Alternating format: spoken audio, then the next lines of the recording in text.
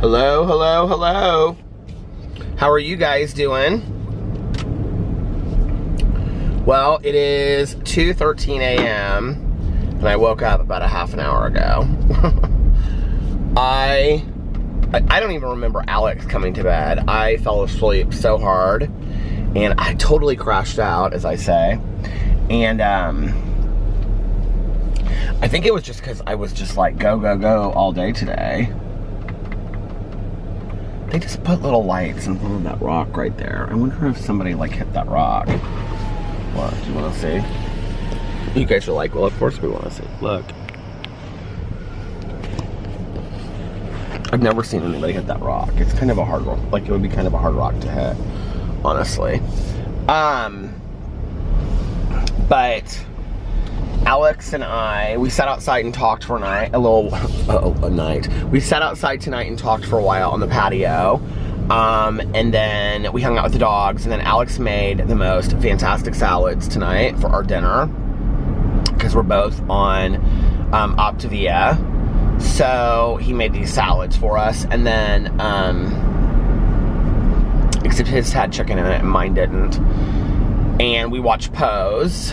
And then I was like, I'm so tired. I was like, my eyes are tired. I'm just like completely physically tired. I was like, I have got to lay down for a little bit. And he was like, okay. I said, what are you gonna do? He goes, I think he was watching X on the Beach or something. He said, I'm gonna go to bed after that. I'm tired too. So, although I think tomorrow is his late day that he goes in late, but, drinking my water. Back on program. I've already lost a little bit of weight in 2 days, but of course that's how it always is, you know, with water weight gain and changing your diet so strictly and things like that. But it does feel good. It's like motivating to keep me going. I didn't really have a hard time today. I had headaches, and Alex said he had headaches too, and he's like, I think it's from the detoxing, you know, off of like all the crap that we were eating. Because I do remember that happening the time before that I did Optavia. So, the thing is, in our pantry, we don't have a very big pantry. So, well, I actually, just the other day, I cleaned out, so I used to keep all my candle waxes in the bottom, like, part of the bottom, what do you call it? What's the word I'm looking for? I feel like I cannot remember words anymore to save my life. In the cabinet, in the pantry, the bottom rack or row or whatever, shelf, the bottom shelf of the cabinet, or the pantry, is where I like kept my candle waxes. But I cleaned out this cabinet underneath and next to the sink, and now I have all of my candle waxes there because I had some just on the kitchen counter and it was driving me crazy. I just don't like the kitchen to be that messy. And so I finally cleaned that out, and now I have all of my candle waxes in there, and I took those out. So we literally have box upon box upon box of Optavia stuff in our pantry. And then we have the brand new box that just was sent on the counter and not unopened. It's sitting there unopened. And I'm like, let's eat through the stuff that we have first, and then we can get into that box. Because Alex was like wanting to take it out and put it all in the pantry, and I was like, it's just going to be cluttered in there. Let's just leave that food in the box. And let's eat what we have already out. So that's what we've been doing. Today, I had bars. Last night, I made a blueberry biscuit. I don't know that I'll do that again. It wasn't my favorite. But, it wasn't horrible, but those cheddar biscuits were better. Today, I had the sweet potatoes, which weirdly enough, smell just like Pee-Pee's food.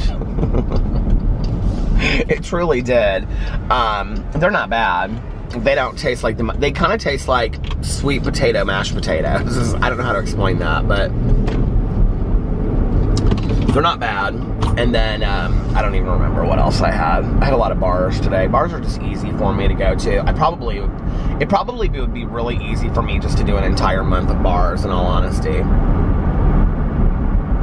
I don't really care if I have like the meal supplements that are like meals. And sometimes, because it takes like, you know, 5 minutes, 10 minutes to put it together, and it's just such a small amount, it seems like less to me than if I actually ate a bar. The peanut butter bar is hands down my favorites, I think. But today it was so crazy. I was like really craving like a chocolate bar.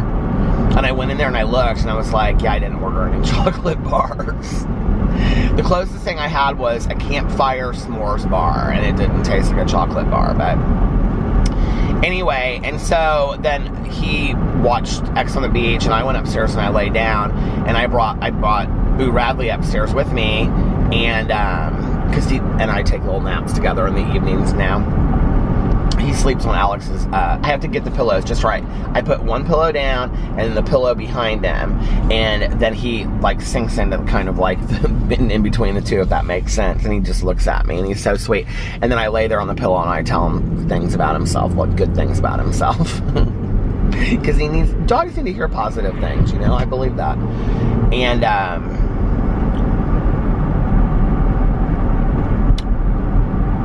somebody asked me, I got a text message, or not a text message, I got a direct message from somebody on Twitter, and they said that they were dealing with the loss of a cat, and they asked me, like, how do you deal with, like, Pee-Pee being sick, and, so I'll talk about that in a second, I guess.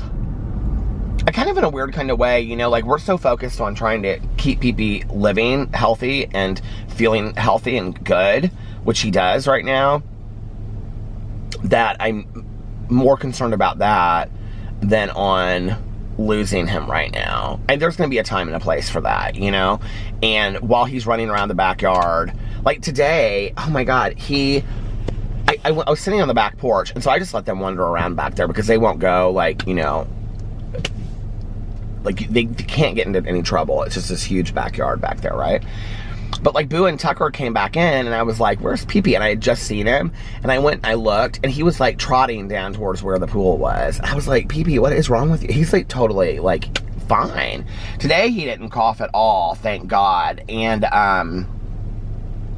so when I went to the vet, she finally called me yesterday, and she left me a message. Was it yesterday that she left a message?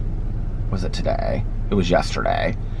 And she said that the food that we got at the vet was fine. Because I thought she was going to, like, combine two foods, and she was like, no, that's fine. And actually, today and yesterday, we fed him the pate, and that's the one that smells kind of like, it's real hard. I don't know how to explain it. You have to, like, cut it up with a fork. I cut it up with a spoon, and then I cut it up with a fork for him. But,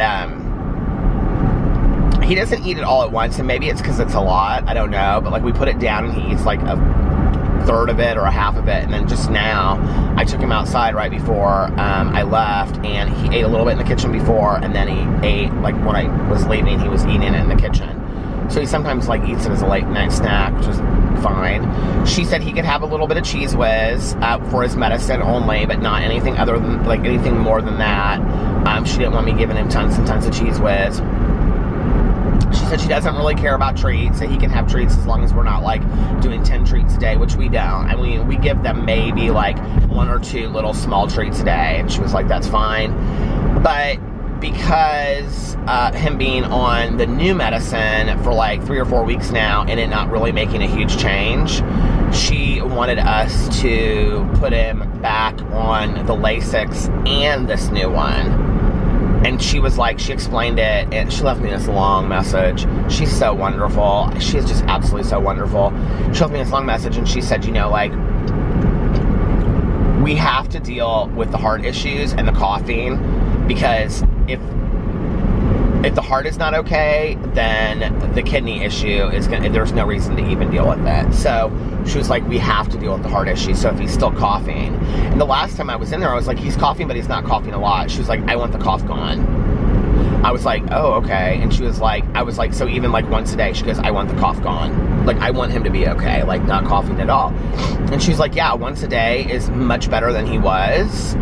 But she was like, you know, like, I mean, there are days now, like, I don't know that I even heard him cough today, but this was the first day that he was on all of the meds too, and he was back on the Lasix. So I don't know, we'll see. It scares me. It makes me sad for him, you know, like, I mean, in all honesty, that's the deal. It's like,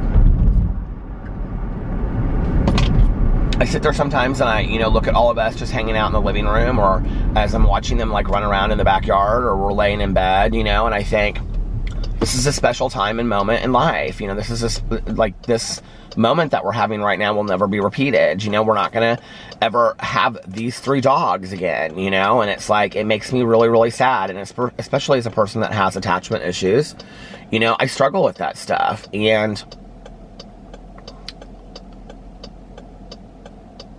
But I can't get stuck in it. I've lost so many things that were important to me in my life that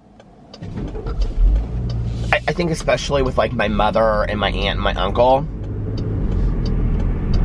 and a couple friends that I've lost, the past and things, I think like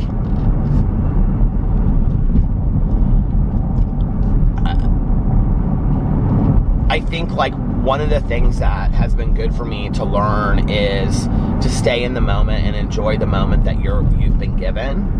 To not borrow trouble that's not there yet.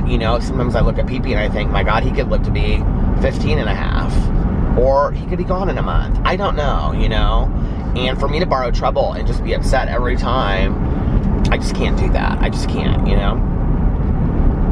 So I try to enjoy the good days with him, and yeah, and most days are good with him. He doesn't even, it's weird, he doesn't even seem like an older dog. There are sometimes today I went over to Tanyas, I'll tell you about that in a second. So today I went over to Tanyas and we were sitting out there talking on her patio, and her dog was outside. And she has this huge Mastiff, right? Well, Tanya knows dogs. She just does. She's worked with them her entire life. So anyway, she said something about him getting so old. And I go, Tanya, he's still a puppy. And she goes, no. She was like, he's old for a Mastiff. And I go, how old is he? And she was like, he's 7. And I go, that is not old at all, Tanya. And she was like, no, Peter. She was like, 7 is old for a Mastiff. Most Mastiffs don't only live to be like 8 or 9. I didn't know that. She also told me that a Mastiff is one of the best dogs to have in an apartment. It's like the #1 apartment dog or something like that, and people don't think about that. But she was like, it doesn't need to go out a whole lot. She was like, they're able to hold their bladders for very long periods of time, and it doesn't need a lot of exercise. It's one of the things that she told me. But that dog is always outside walking around. Tanya's always got him walking around the backyard. And she's got a huge backyard, so. But, so I don't know. Not that I would give any advice. I think that each person's situation with their pet is different, But I think to enjoy the moment and not borrow trouble. I do think it's important to take pictures and videos. I do a lot of that. I really do, I take a lot of pictures of PP and Boo and Tucker, and video of them out in the backyard. I just took a video the other day of them, because I want to remember those things. But I also would rather focus on the now of enjoying time with them than on imagining myself watching a video when they're gone.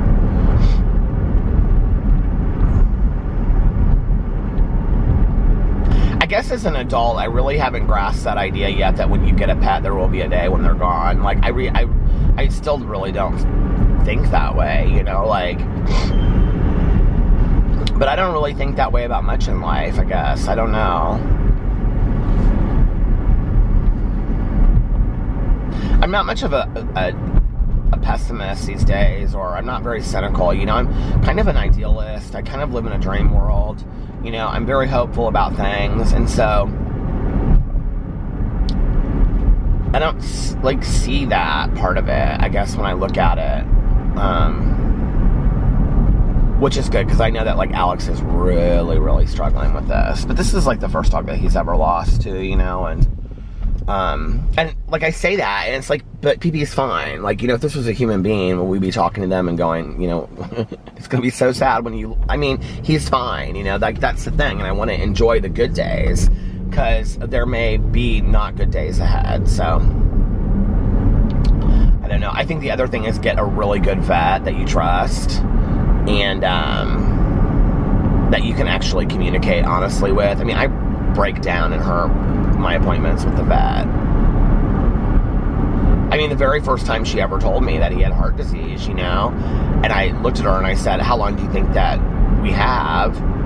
And she was like, I'd like to see him make it to 13 and a half. And 13 and a half is October. I mean, I like immediately did the math in my head. And I just lost it completely. And she was like, sweetie, I know. She was like, you know, as adults, when we get dogs and cats, we know this, right? And I do know that. And I looked at her and I started crying. I said, you could tell me that he would live to be, you know, I said, I don't remember what I said, 30 or 45 or something like that, I said. And I would still be upset. And I would, you know, like.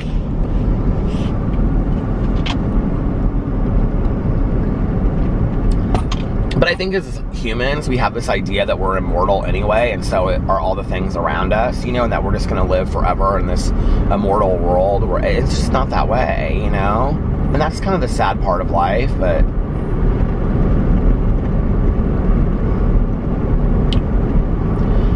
So anyway, let's get on to something less sad. My Lord, I was happier tonight. I got so much accomplished today. Okay, so first and foremost, did I tell you that I finished the Pine series? I finished the Pine series. Okay. And I don't know if I said that on here last night or not, but I finished it. I don't remember when I finished it. And it was so good. I did my review today, so you can go check out my review on my BookTube channel if you want. But it was so good. And the last sentence, I don't want to ruin it for anybody, but I was so pissed. Because, like, it kind of took a direction that I didn't expect it to go in. It kind of, like, something happened, and I was like, oh, I didn't see that coming at all. And it's a huge pivotal, like, moment in the series. And, but then the last sentence makes you, like, really think. But it's a series that ends in, or a trilogy that ends in 3 books. So you don't know, I mean, what happens after that. I was like, ah! So anyway, I finished that. I don't know when I finished that, yesterday or last night or something. But anyway. And then I started Carrie Mora by Thomas Harris. And I started that last night. And I finished it today. Like, I literally finished it in less than 24 hours. It was really good. I will tell you, well, I gave it a 4 stars. I enjoyed it. But here's the thing. It is not, it is 63 degrees outside. That is chilly. It is not the Thomas Harris of Silence of the Lambs. There are moments of that. I mean, I don't know how he writes it in a way that he does. Like, he writes, I don't know if you would consider it horror or suspense or thriller or what, but he writes it in such a way that is so, cold-hearted and kind of, I don't know how to explain it, but he is very good. I mean, it's just like, no nonsense, this is what it's just cutthroat. If you remember Silence of the Lambs, it's just absolutely cutthroat. If you saw the movie or read the book. The movie is really close to the book. Follows it really closely. So I went into this kind of thinking that was what it was going to be like, except I really didn't go into it thinking that's what it was going to be like, because this book was about buried treasure, supposedly, right, in Miami, at Pablo Escobar's house that he bought but never moved into or something. But then well, first of all, I was like, well, this isn't going to be cold-hearted like Thomas Harris of yesteryear, because this is about a treasure hunt, number one. Number two, he hasn't put out a book in forever, so I don't know what I expected it to be. I think this is like his first book in like 15 or 20 years, honestly. I actually want to look that up because I want to see. Pull this parking space right here. I'm almost positive it's been like that long. Thomas Harris books.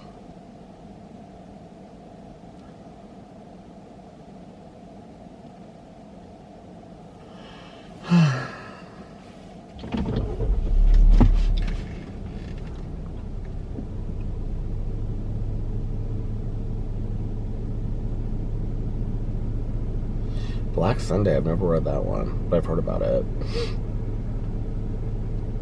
Oh, he has lots of books. Okay.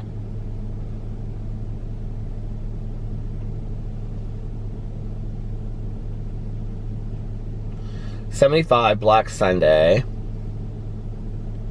$81, Red Dragon. I'm trying to get these in order. $88, Silence of the Lambs. $99, Hannibal. 2006, Hannibal Rising.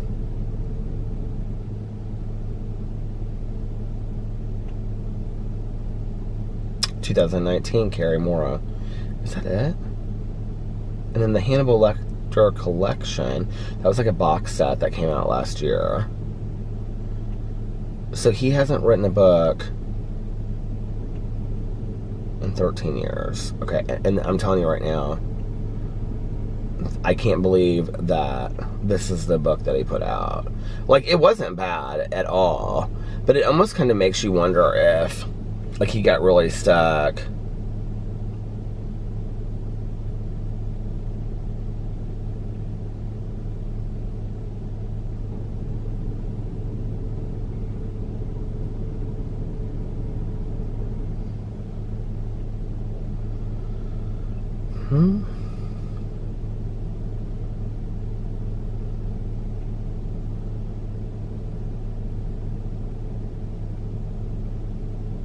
Does he live in South Beach? Maybe that's why.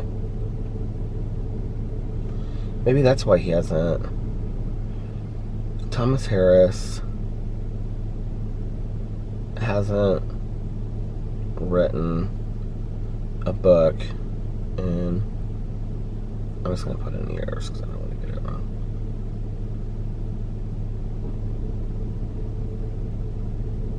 Oh, Breaks Long Silence. Nothing's Made Up.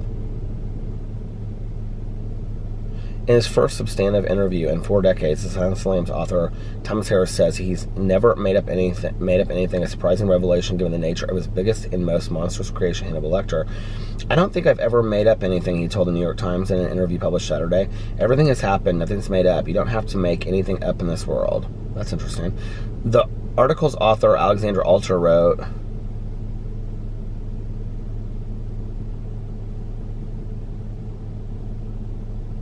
Harris, whose novels include Black Sunday, Hannibal, and Red Dragon, is releasing a new novel this year titled Carrie Mora. His first book in 13 years, and the first time since 1975's Black Sunday that he hasn't written about Lecter. Instead, the new book focuses on a Colombian refugee who is the caretaker of a Miami Beach mansion that once belonged to Pablo Escobar.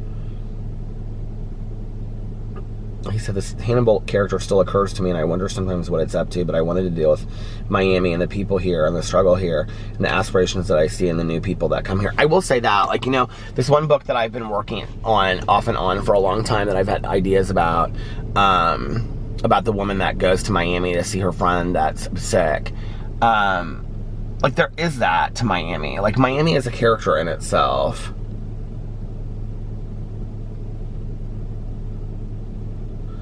Harris said he didn't watch the film adaptation for years because he has been disappointed by Manhunter, Michael Mann's 1986 adaptation of his novel Red Dragon. But when Silence of the Lambs won all the Oscars, he accidentally landed on a channel that was playing. The dialogue was very familiar, he explained, so I sat down and watched it, and it was a wonderful movie. Of course, it stopped and beeped at me. Of course, he wrote 2 more books about the Arut. I wish he would say why he hasn't written a book in 13 years. Maybe he doesn't need to. If I made the kind of money that Silence of the Lambs made, I think probably I would just sit back and, I don't know, go to the beach. I really would. Like, you know, that's so interesting to me when people are like, oh, if I won the oh, that crap that people kill. I know that there's somebody out there watching it right now that feels this way, but when people say to me, if I won the lottery tomorrow, I would not quit my job, you know, and they work at Speedway or something, you know, or a factory, and I'm like, you win, let's say, $600 million in the Powerball. $600 million, okay? $2 million is probably more than you're ever going to make in your lifetime combined. But you win $6 100 million in the Powerball, no, I wouldn't quit my job. What would I do all day long? Well, you'd travel, you'd see the world, you'd spend more time with friends and family, you'd give that job, you'd give that space for that job to somebody that actually needs it, okay? You know, like, to me, that is so baffling to me, and then people are like, oh, I just quit my job. Now, or I just keep my job. Now, I have watched those shows where people lose all of their money in the lottery and stuff like that, which is crazy town to me. When I was with my ex, I actually, this person that I knew used to do, like, readings and things like that. I didn't know her real well, and she looked at me one day, and she said, you're gonna win a huge lottery. And I said, what? And she goes, you're gonna hit, like, a huge lottery. She goes, do you play the lottery? And I go, yeah, sometimes. She's like, you're gonna hit a huge lottery. And I was like, really? And this is probably, like, 2-3 years into me and my ex dating. And she said, yeah, but and she didn't know my boyfriend, she didn't know my ex. And she said, but it's not who you're with now. I think about this, you guys, all the time. She said, it's not who you're with now, it's with who you're gonna be with next, and he's darker skinned. And you guys, like, I literally never forget about that when like lottery time comes up, and I always buy tickets, like, when it's huge, but I would love to win the lottery like that, and I wouldn't be stupid with it like some people are. I watch some of those shows, and I'm just like, oh my God. At least put enough of it aside that if you blow through $575 million, you know, after paying taxes on it in 1 year, that for the rest of your life, that somebody can pull the reins in on you and be like, okay, you have 25 million still to live on for the rest of your life. You're totally fine, settle down, right? And then you can still put your kids and people through college and have a nice house, and you can live comfortably. You know what I mean? But I've heard some of these stories where people just, like, they go through their... Have you ever watched those shows on, like, TV? They have, like, lottery failures and stuff like that. Oh, my God, it's too much. It's too much. So, anyway, yeah, I finished Carrie Mora. It was good. It very much felt to me like the scary Thomas Harris mixed with, like, Ernest Hemingway. Like, it was very delicately written, words picked decisively, it felt like. I went and I looked, and it's getting horrible reviews. I mean, like, really not good reviews at all. Like, I gave it a 3 out of 5, but, like, I don't ever really give books bad ratings. I mean, no. I didn't give it a 3. What did I give a 3 to? Oh, well, I finished the Quickie too today, so I'll talk about that in a second. But I gave it a 4. But it was good. You know, it just wasn't the greatest book in the entire... I wouldn't probably read a sequel to it, you know? So I finished that, and then I'm, like, really enjoying just, like, I'm back in the mode of reading again, and I'm loving it. And it's, of course, more than halfway through the year, so, I mean, I'm not going to meet my 100 goal. Well, maybe I will, who knows. But I'd have to read, I think I looked, I'd have to read, like, 14.6 books a month to finish 100 books this year. Can you even imagine? Anyway, I did actually, in the month of July, I read 7 books. So I was very proud of myself for that. And I am starting tomorrow with, it is the last day of August, or last day of July, I cannot believe it. I'm starting with a bang tomorrow. I have my books laid out. The only supermarket read that I have gotten to so far is The Quickie by James Patterson. Okay, so I have to tell you, like, I struggled with this book so much, but, like, a couple nights ago I sat outside, like I said, and I just, like, powered through a bunch of it. I really enjoyed the last half of it, but I literally sat outside and read, like, 100 pages at a time. Like, and I think that's maybe the way that you have to read a James Patterson novel, maybe why I enjoyed him back in the day, is because I just read so much at a time that it was like, I had to find out what happened. Like, I had to find out what was going on in this book. That's kind of how I was. And I finished the rest of it today, and, that's what I did after we watched Pose. Was I sat outside and I was like, I have to fit, and then I went upstairs and went to bed. I said, I have to finish this book. I had, like, exactly, like, 100 pages left, and I was like, I am finishing this book. Why do I feel like I'm, like, right behind the steering wheel tonight? Anyway, you guys are like, Peter, you're no different than you usually are. I'm going to get a Diet Coke, by the way, but I'm drinking my water first.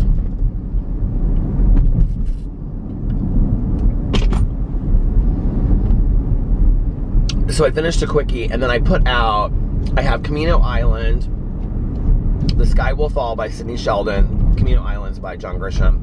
And then I have this other book that I bought. It's like one of those diary things, like Go Ask Alice. But, you know, they have 10 million of them now. I have those out there, so those are the books that I'm going to start. I've taken literally everything off my Goodreads list, except for what I'm reading. I finally took Even on the Come Up by Angie Thomas off of there, and when I go back in and listen to that audiobook, I'm just going to start it from the beginning. I was like, I'm going into August with a totally clean slate on there. The only book that's on there is Helter Skelter. So, okay. What else was I going to say? So, yeah. So, 2 years ago. Was it 2 years ago? This is my third year. I don't know. I never remember how many books I read the year before. I think it was 2 years ago. I read 33 books. I think my first year on BookTube, I read 33 books. So, it looks like I'm going to pass that by. Then I remember the most I've read in 1 year was 62 books. So if I pass 62 books, I'm going to be really happy this year. And I think I can do that. And I know people are like, why does it matter how many books you read? You're supposed to read for enjoyment. Yes, it's all true. But as an avid reader it's like, you know, when you do a sport, but you do it for fun. It's similar to that. It's like, you know, like I want to be able to say that I read so many books in a year. I don't want to sit down there again and be like, well, I didn't really try, and I didn't meet 101 goal of books again, or 100 books, or whatever. So anyway, my goal is 100. We'll see. We'll see. I mean, like, I'm not going to be, like, super down about it and depressed if I don't make 100 books, but at the same time, it would be, you know, it would be nice to, for 1 year, meet my goal. Although then the following year, I probably put 250, so... I don't know, if I ever hit my 100 goal book, to read 100 books in a year, which for a lot of people is like nothing, I think that if I did that, after that I would probably put like 20 books. And then I just like, after I hit like that goal, I'd just be like, okay, I'm fine, you know? I've noticed a lot of like big booktubers recently, they don't really read they don't really read that much. And I'm sitting there and I'm looking at their videos and I'm thinking, these are all like, they must be like PR videos, like they get a lot of PR stuff, which I don't care. It's kind of enjoyable to look at. PR for books is more interesting to me than PR for a lot of things, so yeah. But anyway, so that was my reading stuff. I got up today. I am really like, I'm not like super low on gas, but I'm kind of low on gas, but I don't want to stop right now and get gas. I'll wait till after I'm done with my vlog. I got up today and I went to my training session, and I'm trying to really just get into going to my training session because I missed a lot of sessions, and just because, quite frankly, I didn't want to go, and I was really struggling, and I've been really struggling with this whole diet, getting into shape thing. I've really had a hard time, and I've just got to like pull it together. I was talking, so anyway, so she told me, she said, I don't care if you're late, I don't care how late you are, but I want you to show up. She was like, just to set, you know, just to show up and be here, and that, you know, you, for yourself, that you met your goal. So today I let the dogs out. I was actually running on time, and I couldn't get the dogs inside like right away, so I had to go way out there and have them come in. And then I left, and then I forgot my water bottle, and then blah, blah, blah. It was just like one thing after another. So and then I got stuck in kind of like some traffic through this area when I was going to the gym. So I actually got there like 15, I think it was like 18 minutes late actually. And I walked through the door. She was really surprised to see me. And she's like, I'm so glad that you came. And she's like, I'm so glad that you showed up. So she did all my measurements, because I guess like every 6 weeks I do all my measurements. And I said, I don't even want to know the numbers. And she's like, you don't want to know the numbers? And I said, no, I know that I've like gained a lot of weight and it's off the charts, because I do everything, like my biceps, my waist, my thighs, everything. She goes, you know, you can tell by your numbers that you've fallen off a little bit. She goes, but it's not that astronomical. It really isn't. And I was like, oh, okay. But anyway, so then I was like, Well, I know you're like, you have another session. I was totally not in the mood to work out. I was like, I'm just proud of myself for the fact that I actually showed up, right? And I was like, oh shoot, I was gonna shout them out in a video today and I totally forgot to do that. But anyway, I'll do that tomorrow. But, because she's my trainer, but then there's another girl that works there at the same time that they are. So anyway, she's there. So anyway, I said, okay, I know that you have another appointment coming up, so I'll get out of here. I was like ready to go get my coffee and be done, right? And she was like, no, we have to work out. And I go, what? And she was like, we have to work out. They have this test that they have to do like every 6 weeks, which is like to see how many of these exercises, I don't know, how many circuit rotation things I can do in like 8 minutes. I was like, oh, no, I can't do that today. She was like, what do you mean you can't do that today? She was like, do you want me to push you, or do you want to wait and do it on Monday? I said, can we please do it on Monday? And she said, yeah. So she goes, well, how about a light workout? And I said, okay, I'm here. I will do it. I'll, whatever. So we did what she called a light workout. I don't know. It wasn't a light workout to me. It was a heavy workout to me. She had me doing all kinds of stuff, like squats, and then like she had me using all of the ribbon things or whatever they're called. You know what I'm talking about? So we did a lot of those. Yeah. And then after that, I was on my way to go get coffee, and as I passed Tanya's house, I noticed that Tanya was like getting groceries out of her car. And so I pulled up, horns ablazing. And I helped her carry her stuff in. She'd just gone to Costco. I helped her carry her stuff in. And then we sat on the patio for about 45 minutes and we just talked. And she was telling me about the meeting that she went to last night. We talked last night too, but then she was just telling me some people that she ran into and stuff. And that, what it was like. And then she and our sponsor went out to dinner afterwards. And she was telling me about what she had and all that. I mean, it wasn't really that exciting. We were just talking about some other stuff. But anyway, it was nice. I hadn't been on her patio, like, really a lot this summer. It's weird. And she's like, I'm out here almost every night. She actually texted me when I was asleep, and she's like, fountain with a question mark? And, I need to start vlogging throughout the day, because I think that's one of the things I've realized is that, like, late at night, like, instead of sitting out in the front porch and watching Orange is the New Black or reading, or instead of like going to Tanya's and sitting on the patio, we used to sit out there almost every night, that I find myself like being in my car, sleeping late and vlogging. Like I used to take naps at like 4 o'clock, and then I would get up. Sometimes I'd sleep 2 hours and I would get up at 6, but then I had the whole evening ahead of me. And I would go to bed. I didn't stay up. I stayed up late, but I didn't stay up as late as I stayed now. I went to bed. I was in bed by 2, I've got to get to that schedule again. I mean, I am like, this ridiculous schedule that I have is like out of control. I've got to get back to that schedule. And, that's one of the things I really, really want to work on. And I love vlogging late at night. I really do. I really enjoy it. But at the same time, it's like, before or after I'm going to do anything, like, I have to do that, Like, if I'm going to go hang out with Tanya, or if I'm going to, then I always know that afterwards, like, that I don't want to go too late because I want to vlog, or whatever. And I think it would be more enjoyable. Tonight I didn't have anything to do, so, I mean, it's whatever. But I think it would be more enjoyable if I did it throughout the day. Plus, you guys seem to really enjoy it when I do, like, throughout the day and I'm getting coffee and all that kind of stuff. So maybe if I did clips here and clips there and whatever. Oh, by the way, I do not have it with me. It's at home. This might be the next book that I read, actually, at home. I don't know. Teresa, she knows who she is. She's a good Judy of mine. She sent me from Amazon a true crime book that takes place in Indiana, and I think it's the Sylvia Likens case. And it is so creepy looking, the cover of it. And she was like, whenever you're ready to read it, I'll read it too. So I know she watches the vlog, and I just wanted to shout her out. Hello, Teresa, how are you doing? And it was really sweet of you to send me that book, so thank you.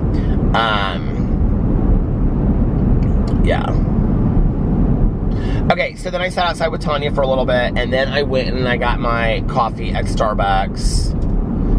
And that's when I drove around and I listened to Carrie Mora. Like, I finished it and listened to it. That was really kind of fun, actually, to just kind of like, well, I will say this, for getting up for my training, like, I get up early enough then that I have, like, the whole, like, day, instead of, like, not leaving my house till 2 or 3, you know what I mean? Like, it leaves me a lot to do, or a lot of time to do stuff, which I really like, and I've gotten a lot of stuff done in the morning, like just stupid little business stuff, you know, or stuff around the house, cleaning up and things like that. So it's nice to have that, like, go to training and then like be done for the day, like, other than, you know, like making my videos or reading or whatever. So yeah, so then I went and got coffee at Starbucks. I feel like I did something else. Drove around for a while listening to the book. I don't know what I'm going to listen to next. I was actually, before I left here, I was looking at my audiobooks. I was like, here's the thing. I don't want to listen to the next book club book now on August 1st. Well, it's going to be August 1st tomorrow. Because we don't have the live stream until literally like the 30th. So I think it'd be better if I listen to it like when I come back from my, what do you call it, from Las Vegas. Somebody said on my vlog the other day, they said, you say Las Vegas weird. I know, everybody tells me that, and so many people have tried to correct me. I do not hear it. I honest to God, it is like the one word that I do not hear, that I say weird. And I know I say a lot of words weird, but I just do not hear myself say it.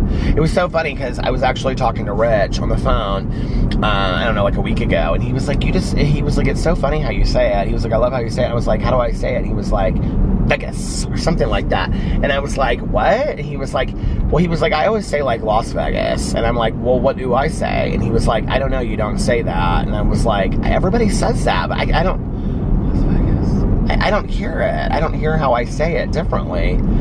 I don't know. And even when you guys try to describe it and do it like phonetically in the comment sections, like, I still don't get it. I just don't. So anyway, yeah.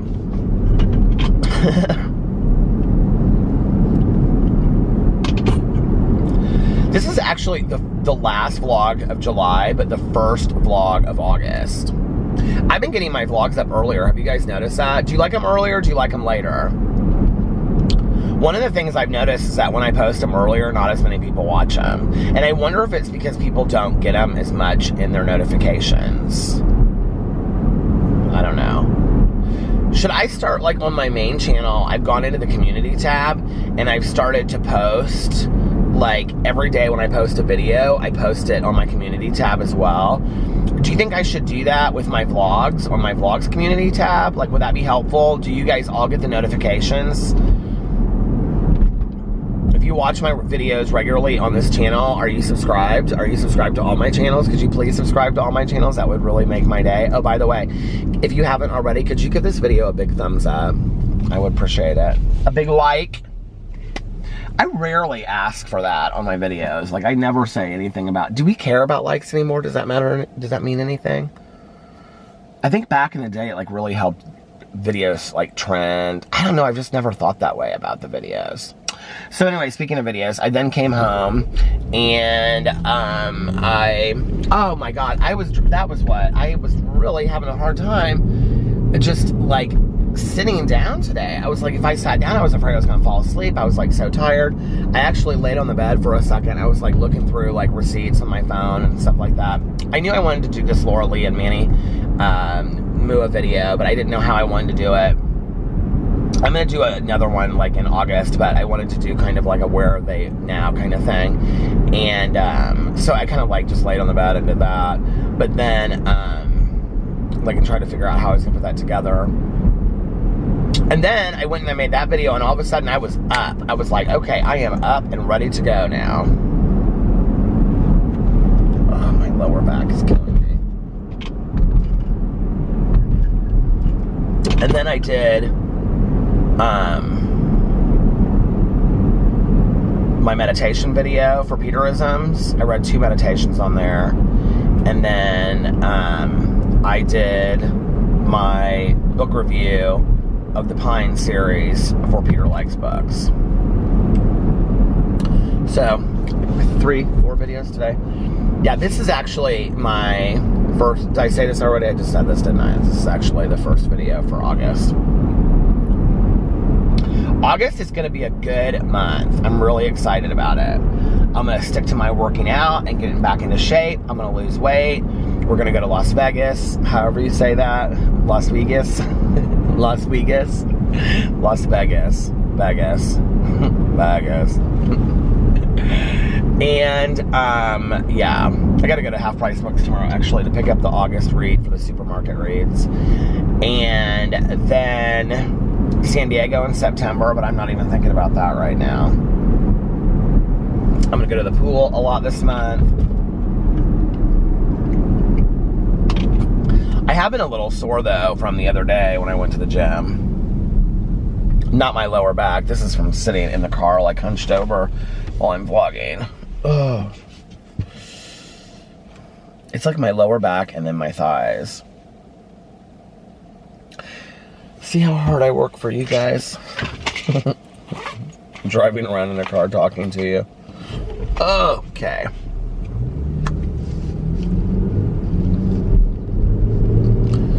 If I ever got to be a famous vlogger, can you even imagine? I was thinking about this the other day. Like, I was looking at my vlog, and I was like, my numbers of, like, how many people watch my vlog a day has kind of stayed the same for, like, the last year and a half. You know, it's like 2,000 to 3,000 views a day. Something like that. Which, you know, I can't believe 2,000 to 3,000 people watch this video every day. So, thank you. I love you. If you didn't know that, I personally do love you very much for watching my video. But I was thinking to myself that,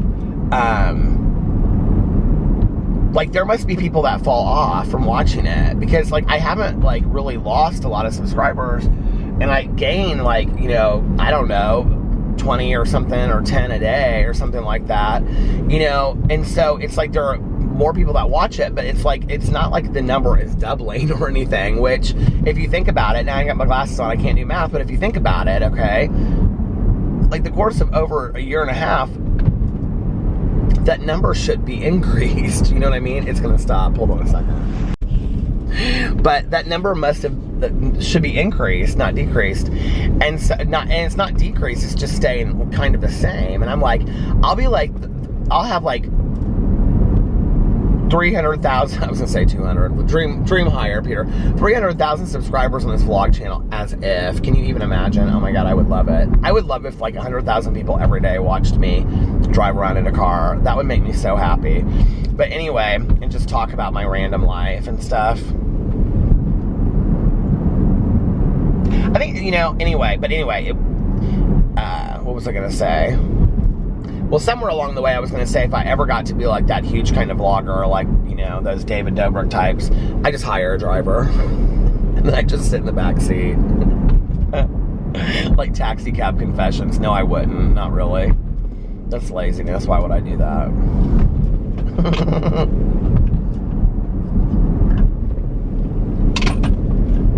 I just got this song in my head, and I can't remember the words, but it's that, Sweet River Woman. Do you guys remember that song? Oh my God, are you guys so excited about American Horror Story 1984?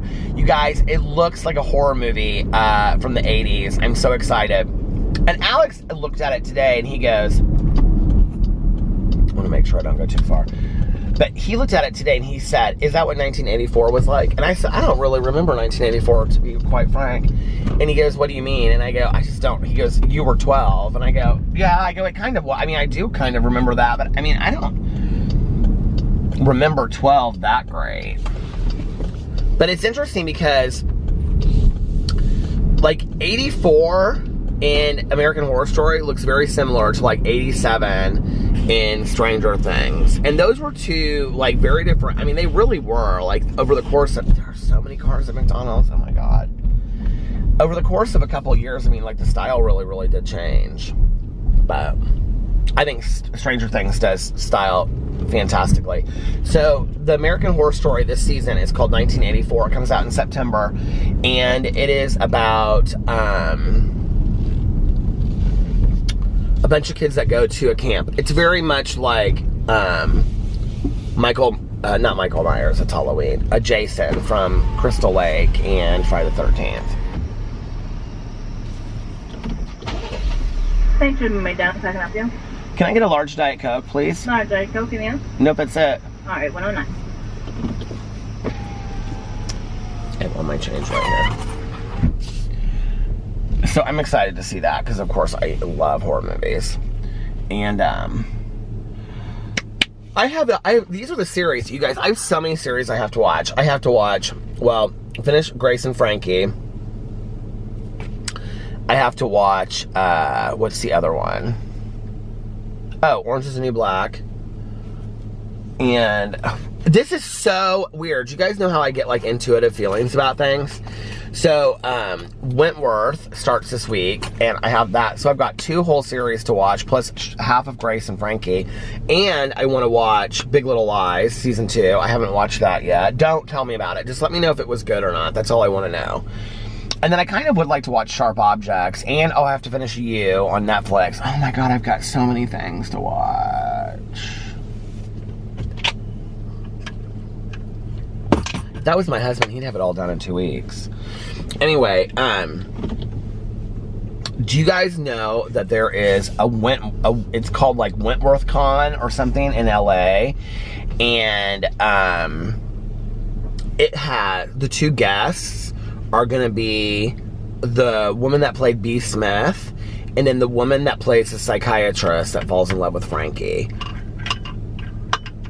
I'm like seriously thinking about, it's the August 8th. I'm seriously thinking about going to LA just for Wentworth Con.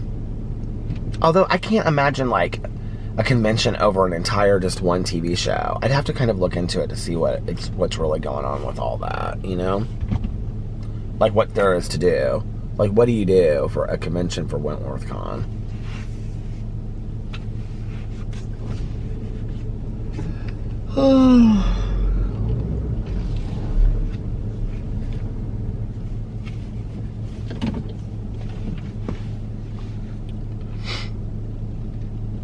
My brother-in-law Fufu just went to New York to visit a fraternity brother of his. He had like such a great time. He was posting pictures of all the food, and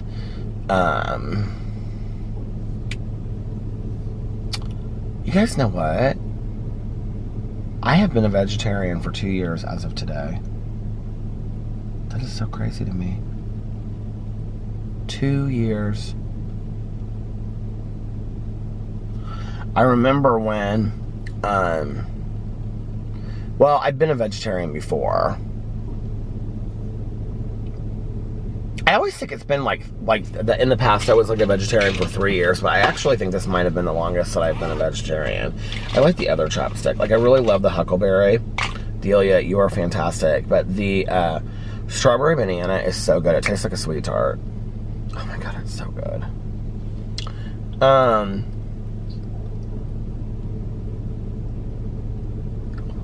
My stomach is gurgling. What was I saying? Oh, being a vegetarian. I felt like I like cut my ear with my finger. I just trimmed my fingernails today. Ow, it like hurts. Like I feel like I cut it or something. But when I started being a vegetarian, I was like, I don't know, like I just was like, I really didn't think I was going to be able to do it for 30 days. I really, really didn't, you know? You know, it's interesting, like, comments and stuff from people every once in a while. They're like, you never stick with anything, you never complete anything. And I'm like, you know, for somebody that doesn't ever complete anything, doesn't ever stick with anything, I've been a vegetarian for 2 years. I've been vlogging for almost every day for 3 years, an hour of a day. I've written a book. I'm currently working on 2 books. I have 4 channels that I've kept up for almost 3 years that I post on a regular basis. I've been in a marriage for 11 years. Well, 8 years. We've been together for 11 years. You know, I think I do things pretty consistently in my life. And I think that those are the things that when people tell you negative things about yourself, you know, there's a part of you that wants to believe that, and you just can't, you know? I haven't actually gotten that comment in a while, but I'll get a comment every once in a while from, you know, somebody that was like, you never complete anything. I mean, I know that they're just like haters or whatever, but that they're like, you know, you never finish anything. And I'm like, really? Like, I actually have finished quite a lot. What have you done? You know? Like, and I don't live my life in comparison to other people today, or at least I try not to, but, you know, I am proud of the things I've done. I've stayed sober for 24 and a half years. I have a master's degree and an undergraduate degree. You know, I've done a lot in my life. I'm proud of myself. I think it's interesting, you know, 2 years of being a vegetarian. I never thought that I would make it this far. I really didn't. There was a period about 6 months ago when I was like, I really didn't think I was going to make it. But I don't even know what that means, make it. But I just didn't really want to be a vegetarian anymore. I was really struggling on like a daily basis. And I still do. Like, you know, it's interesting like going through McDonald's to get... Well, I'll tell you how it works for me today. So it's interesting going through McDonald's and getting like a Diet Coke, right? At they call this fast food, by the way. I've literally been sitting here for like, what, almost 7-8 minutes. Like you would think like, because I still crave meat. Like I do, I just do, I crave. The thing is, for the longest time I wasn't craving chicken, and now I'm starting to crave chicken fingers again. But like you would think going through here, like I used to eat my fair share of Big Macs, okay? I loved Big Macs. And you would think that I would crave a Big Mac. Well, I just don't. I mean, I do, like when I'm driving by, I'll be like, oh, a Big Mac sounds good, right? But like driving through the line, I'm not like, oh my God, I have to have a Big Mac. You know what I mean? There, there you go. How are you? Good, how are you? Good for your 15th night in a row. I know. Is that the right amount? Yeah, you Okay, thank you. She's so sweet. But you know, like when I drive by here, I'll be like, oh my God, a Big Mac sounds really good. Or, you know, especially when I walk by or drive by Burger King, and I think it's because Burger King smells so good. When you drive by, it smells like flame grilled, you know? And I'll be like, oh my God, you know? But like when I wasn't on Optavia and I was eating unhealthy, I would go to White Castle and I would get the Impossible sliders. You know, I mean, so I could eat a cheeseburger that I wanted to have, or I would go to Cheesecake Factory because they have the Impossible Burger. Most places, like if I want a veggie burger, they have them. I will tell you the Impossible Burger at Cheesecake Factory tastes exactly like a cheeseburger. I mean, if not better. So the things, and like, you know, the Morningstar chicken fingers, chicken nuggets, they're not great, but they're not bad. I think they're good, you know, like if I'm really craving it. So I have found that it hasn't been really that difficult. And that's not eating healthy. If you want to eat healthy as a vegetarian, there's totally, you know, that's not eating healthy. But I have found that it's not as hard as I thought it was going to be. And I guess, like, so here's how my tape runs through my head now. Like, I'm coming through McDonald's and I'll think, or if I'm driving by, I'll be like, oh my God, a Big Mac really sounds good. You know, like, I want a Big Mac. And then I'll be like, but do you really? Like, do you really want a Big Mac? Like, it's been 2 years. Like, what is that Big Mac going to do for you that, you know, it, like an hour ago, like it would have, and you're not going to feel really any different after you eat it, you know? And it's true. Except for maybe upset with myself. So I've just taken it, I mean, I don't really struggle where I have to take it day by day, but I do take it day by day. If tomorrow I decide to eat meat, then tomorrow I decide to eat meat. I remember talking to Sarah about it like 6 months ago, and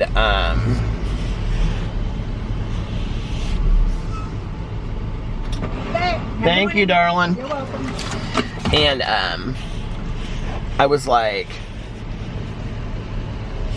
I mean, I think part of my fear always was that if I stopped being a vegetarian, I mean, there's a lot of hate on the internet for people that were vegetarians and stopped being vegetarians. And I really, listen, that was not the hate that I wanted to get. You know what I mean?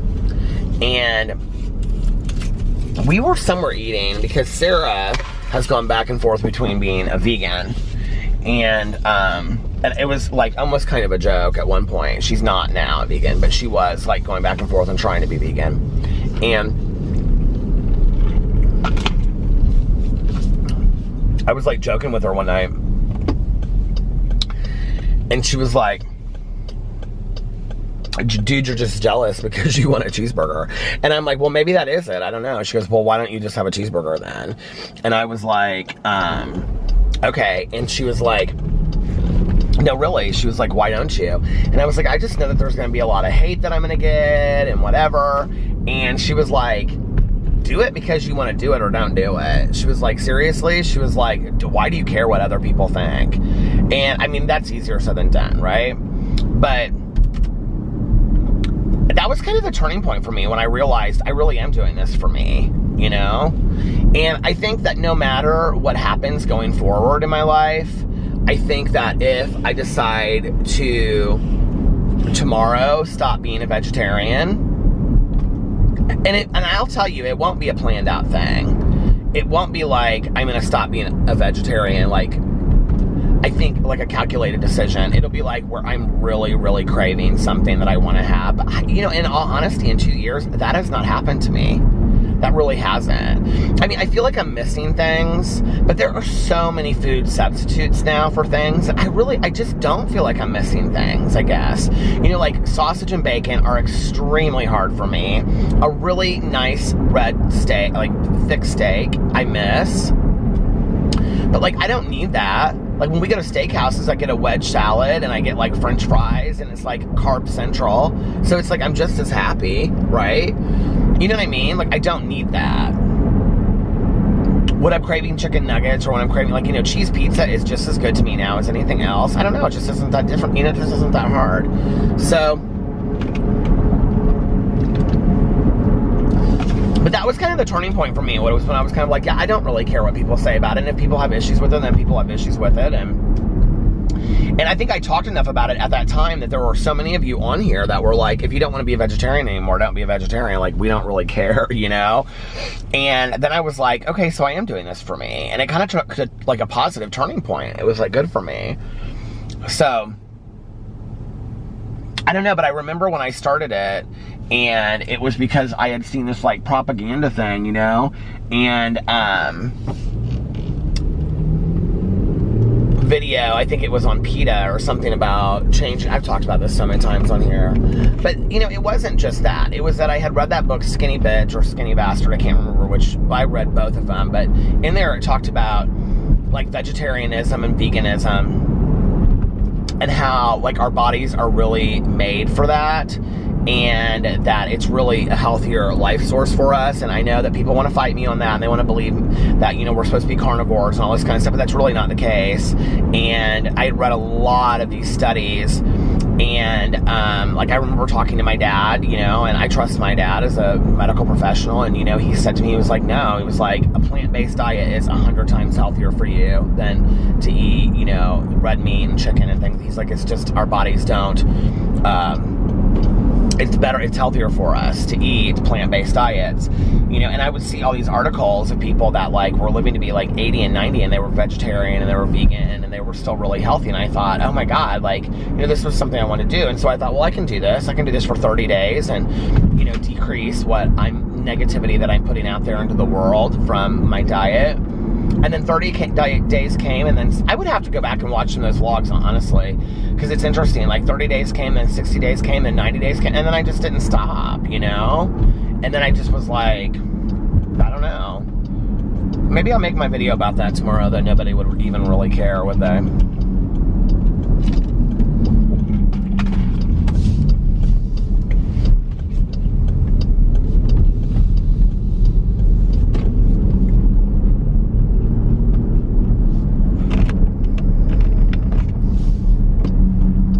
And then, you know, recently I heard, like, that Clint Eastwood, I think, is vegan. I actually want to look that up. But he's like 80 something, you guys. And I read this article that, like, he says that, like, he think he's 81, my friend told me. Did I look it up and he's like 70 something? I think my friend told me that he's 81, and the reason that he, like, is so healthy and looks so great and whatever, I mean, he doesn't look the greatest, but he looks good for 81, let's be for real. You know, and he's still doing movies and being nominated for Oscars. And he dedicated it to being a vegan. I couldn't believe it. I've talked about this on here before.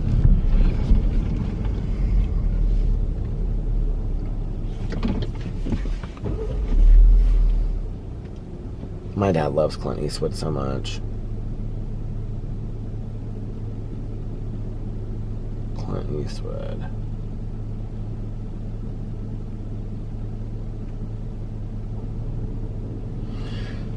The trusty Wikipedia.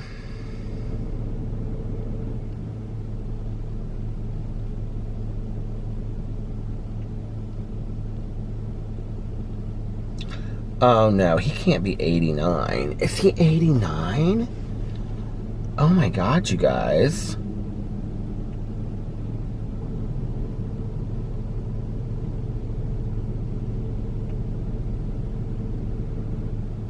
Born May 31st, 1930.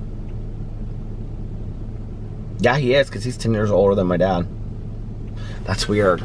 Okay, so if he's 10 years older than my dad, and I see pictures of my dad looks good for his age, but Clint Eastwood.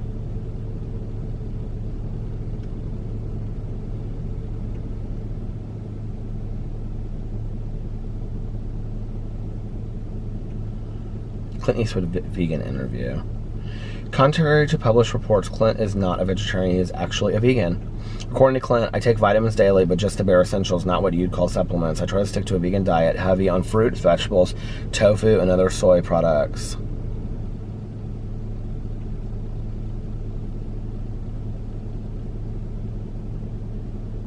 That's in 2016, isn't it?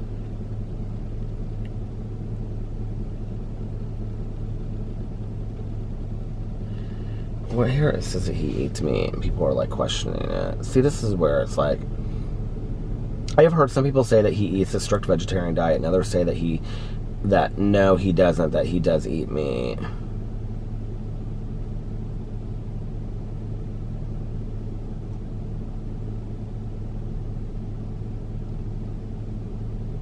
Is Clint Eastwood vegan? The speculation continues.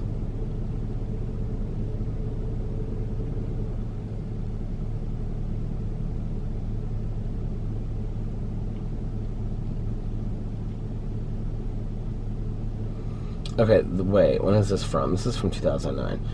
I read an interview with Clint Eastwood the other day in the New York Times, a great interview with a great man and a great paper, but all three were tarnished by one line. The interviewer presumably asked Clint to confirm that he's a vegan. Turns out he's not. Apparently the writer did his research on Wikipedia because that's what he cites as a source. Despite what you may have read on Wikipedia, he writes, Eastwood is not a vegan, and he looks slightly aghast when told exactly what a vegan is. I never look at the internet for just that reason, he said. Ouch. But then there's articles that are, like, later than that are like, aging can be fun if you look back and enjoy it. Clint Eastwood, 84, shares his tricks for making the most of his life in the slow lane.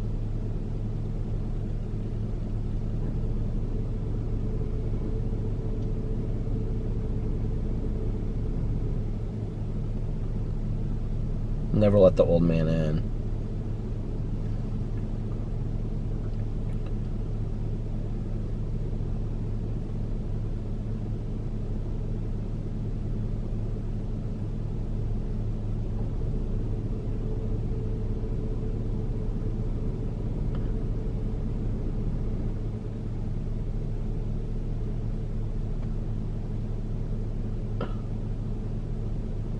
Hold on.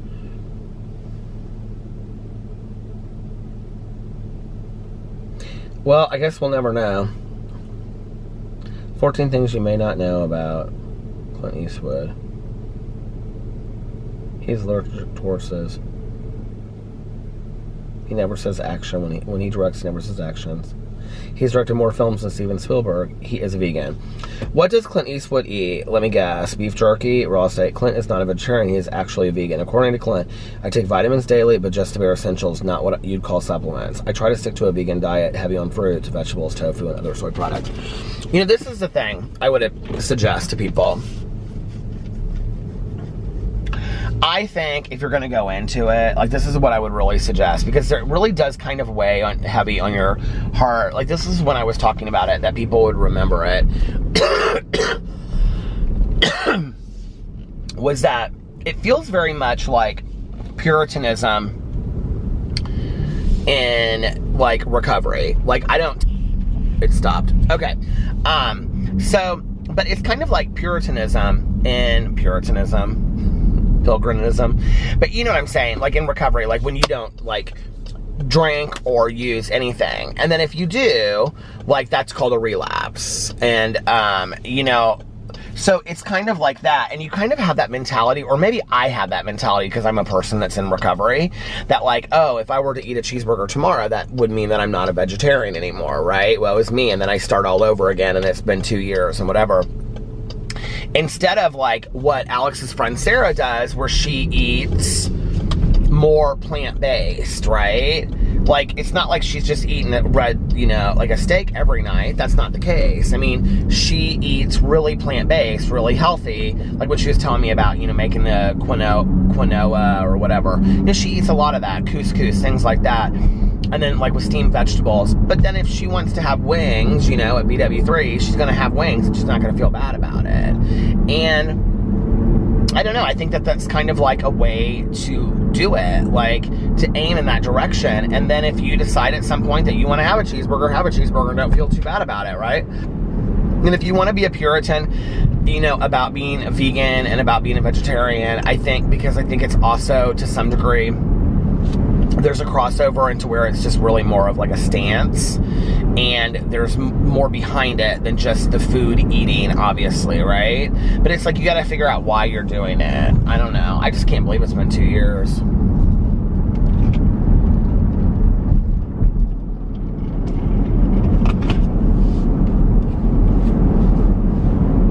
Seems crazy to me. Oh well, we'll see where it goes from here. I always kind of wanted to be that vegetarian, you know, that, like, got up and for breakfast I had, like, homemade granola, well, like, you know, not homemade, but, like, you know, granola that comes in, like, a plastic bag, you know, like, real earthy, and then, like, drip it and drizzle it in, like, honey, and put, like, blueberries and banana in there, you know, and then put like a dollop, I love that word, to put like a spoonful of like almond butter, you know, on there, and then soak it in like vanilla chai milk or something, you know what I mean? And that would be my breakfast. And then for my lunch, I would just have like this huge salad of like fruits and nuts and lettuce, and, you know, that would be my salad. And then for dinner, you know, I would have like, and people are probably like, well, why don't you do that? Because A, it's super expensive, and B,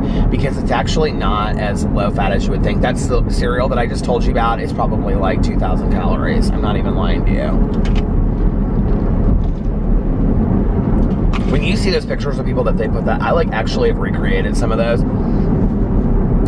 And almond butter can be like, or any of those special peanut butters that you get at like Fresh Time and stuff like that, or Whole Foods, they're literally like $10.99 for some peanut butter, okay, or almond butter or whatever. And then honey, and then the nuts, and the fruits. It adds up. It's expensive to be healthy. It really is expensive to be healthy. Oh well. Oh well, Michelle, my belle. I used to love that song back in the day. You know what's so weird is that my mom legit used to play the Beatles all the time. Like, she played it all the time when I was growing up.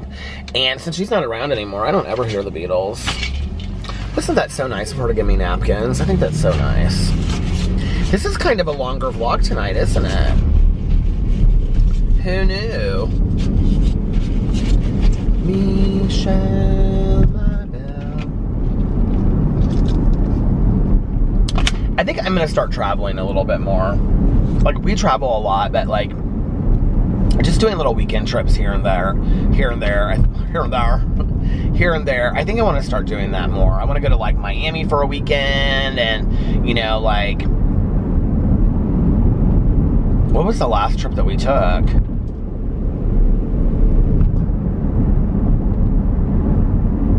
God, I honestly don't even remember. Isn't that like horrible? Miami and Mexico.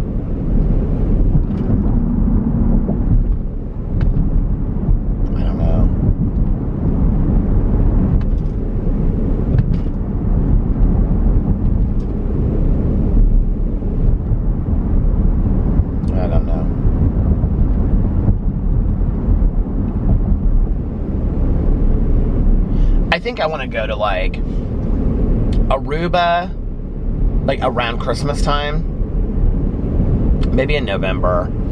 I want to go to like Aruba or Curacao or Barbados, where it's like super warm. I would love to go to Anguilla. It's way expensive. I can't afford it. I just saw that Loey Lane went there. I was so jealous. It's like one of my dream vacation spots. But I think down there, like, the red tide hasn't really hit yet. And I love going to Mexico and Dominican Republic, and it's so cheap down there. But, like, I want to go somewhere where you can actually walk on, like, a legit beach and really enjoy the beach, you know? And even if we just go for, like, 4 days, I think that would be so great.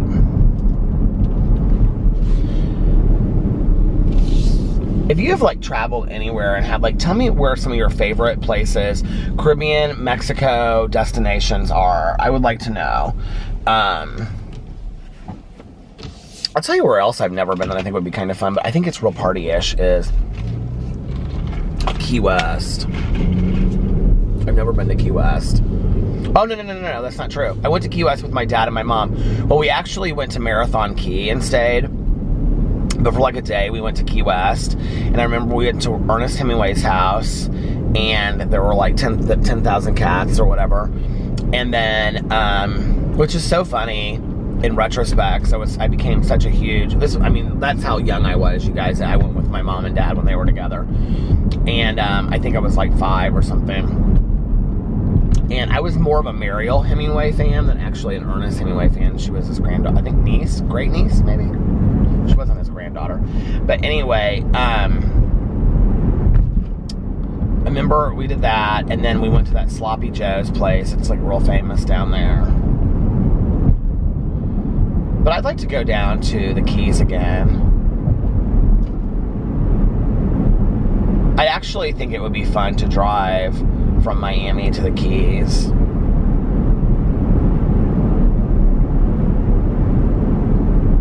I'd like to rent like an Airbnb for a month and just take the dogs down there. That would be kind of my dream.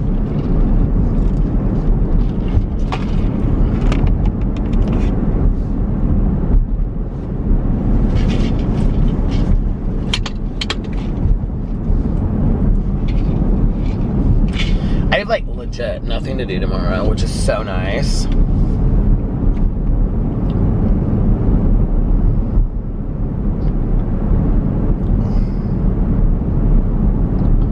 This is really the nicest lip balm in the entire world.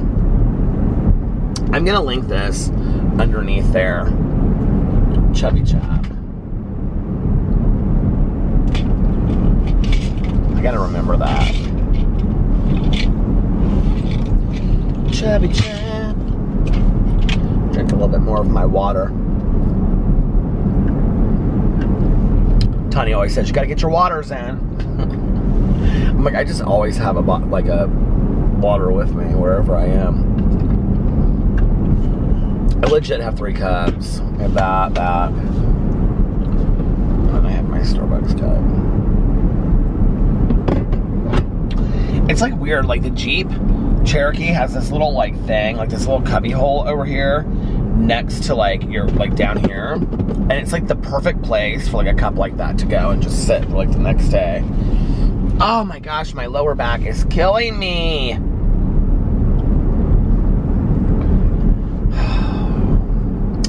All right, you guys. Well, listen, I think I'm going to get off here now.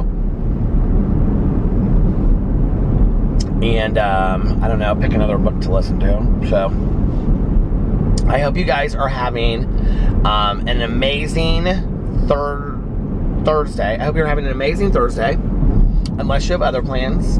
But like I always say, don't have other plans. Enjoy your day. Make the most of it. Life is not a dress rehearsal. What are you doing? Enjoy your life. And if nobody else has told you this today, I love you. Say it to yourself every day in the mirror. I love you. Pass it on to somebody else. Treat yourself with love and kindness. I think that is extremely important. Buy yourself some flowers today. I haven't done that in a while. Maybe I'll buy myself some flowers tomorrow and just have some fun flowers around the house. And yeah, I love you guys, and I'll see you tomorrow. Bye. Love ya.